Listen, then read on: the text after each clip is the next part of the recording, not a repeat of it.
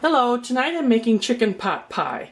Now I'm going to show you a streamlined version, and I'm going to show you the way I usually make it. And when I say streamlined version, that means you can use frozen vegetables, you can use canned chicken. But first let me show you what we're going to need. We're going to need 3 cups of diced chicken, a variety of vegetables, 1/2 pound of pork sausage, a can of cream of chicken soup. I will need 2 cups of chicken gravy, and I will also need 2 cups of sausage gravy, which I will make by making a white sauce. The white sauce takes 2 cups of milk, 5 tablespoons of flour, and 1/4 cup of butter. I'm also going to make a double batch of my pastry because this makes 2 big pies. Now here's the streamlined version. You buy canned chicken. You make your chicken gravy with a mix. You buy frozen vegetables and cook them up a little bit. And you buy your pastry already made. You will need 2 batches of pastry, like for 2 pies, to do this because it makes such a big amount. Now I hope I've simplified that a little bit. We have a few steps to do, but it'll be okay. We'll get this going. Alright, so first things first. I've put my 3 cups of chicken that I've cut up into a bowl, and remember, if you need to, buy canned chicken, no shame in that. And I'm also adding the vegetables that I cooked up earlier. There's a little water in there, so I'm not gonna... I think I have here 1 potato, 2 carrots, and 1 onion. And so this is the base right now. Now we're going to work with the sausage. I just started browning the sausage and I put a lid on so they're not so loud. But I have a really big skillet here because in here I'm going to make 2 cups of sausage gravy. Then I'm going to add the 2 cups of chicken gravy and mix them together. So you need a big pan here to do all that. But not to do the sausage, but just to mix all the gravies together. So let's let this cook up. My sausage is done, and now I'm going to move the sausage to the bowl with the vegetables and the chicken. Now, you're going to notice there's not much drippings here. We'll just have to deal with what we have. There we go. Then I'm going to make the white sauce, and we'll get going with the rest of the recipe. To do that, I'm going to put my 1/4 cup of butter in here and let that melt. As you can see, the butter has melted nicely, and I'm just going to try to work up some of those little dribs and drabs left of the sausage to add to the gravy here. Make it a little more flavorful. Now to this I add the 5 tablespoons of flour. There you go, just stir this in.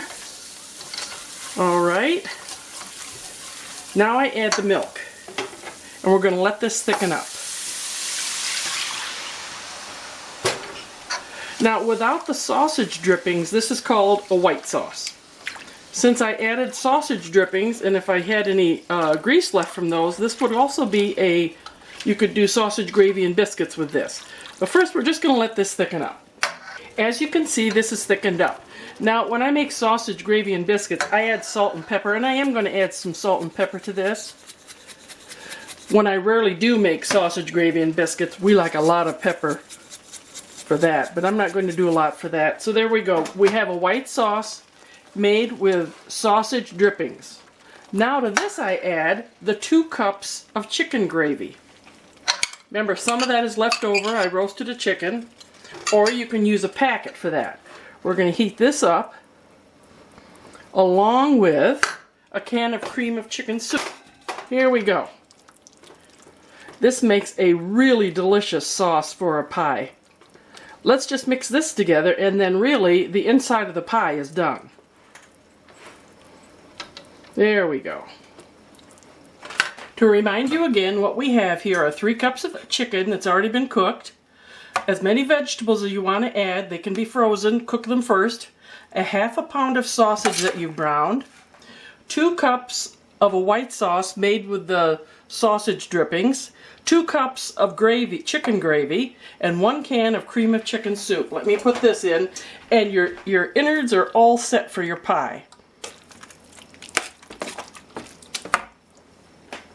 Since Martin likes to take these out in the field, I'm going to make a couple different versions here. I'm making the full-size pie for our supper tonight, but then I'm going to make up with what's left these little ones.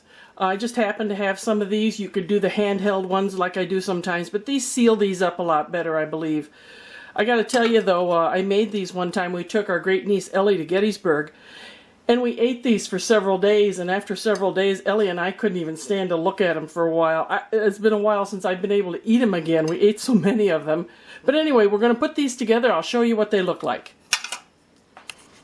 I don't know if you remember my mom's method, but she used wax paper. Roll it out and put it in the bottom of my pan, and then fill it up with goodies and top it off. One pie pretty much ready for the oven. And I'll put a little egg wash on top of this just using an egg yolk and a little water when I put them in the oven. But next I'll make my little pies. Now if you haven't watched my other videos, my crust is made 2 cups of flour, 1/2 cup of oil, and a scant 1/2 cup of milk. That makes enough pastry to have your bottom and your top on a regular pie. I doubled this recipe because I'm making 2 pies. The other ones are going to be little. But you could make 2 of these and freeze one and have it later like a little gem in the freezer waiting for you on a busy day. Here we go. Now I'm going to put a little wash on them. It makes them brown up nicely. I just used 1 egg yolk and some water, about a tablespoon. Maybe it's supposed to be a couple teaspoons, I don't know. There we go. I did not tell you the time and the temperature of the oven. You do this for 425 for 10 minutes and then 325 for 35 minutes. So you're going to have to set your timer there for 10 minutes so you can make your temperature adjustment. I did have filling left over. So I'm putting it in a baggie into the freezer, and I can use it another day when I just want to make a couple pies. There's probably enough there for a little one of these or several of the little ones. I just ran out of dough. That's why I have leftover. Okay, so 425 for 10 minutes, and then 325 for 35 minutes. When you make an extra one of the big one, bake it first and then freeze it. I'm going to freeze some of these. You bake them first, put them in the freezer, and then let them thaw in the refrigerator. So you have that ready anytime that you want it. There you go. We're going to put them in the oven and see how they turn out. This is how much I had left. It's about 1.5 cups, maybe 2 cups. I used my food saver and sealed it, and some other time I will make more pies with it. It's just that I ran out of pie crust. And also the buzzer just went off. Remember after 10 minutes to turn that down to 325. Here we go, some beautiful chicken pot pies. We had about 5 inches of snow today, so this will just top it off. By the way, I want to mention, if you can find these, they're just a little ring that you put over your pie plate, and then it keeps the outside from burning, which often happens if you don't have this thing. Here they are. They've all been bubbling. They're ready to go. I'm going to plate some up for us to have for supper. There we go. Chicken pot pie all ready to be eaten. And remember, like I said, if you don't want to go to all the trouble, you can always do this.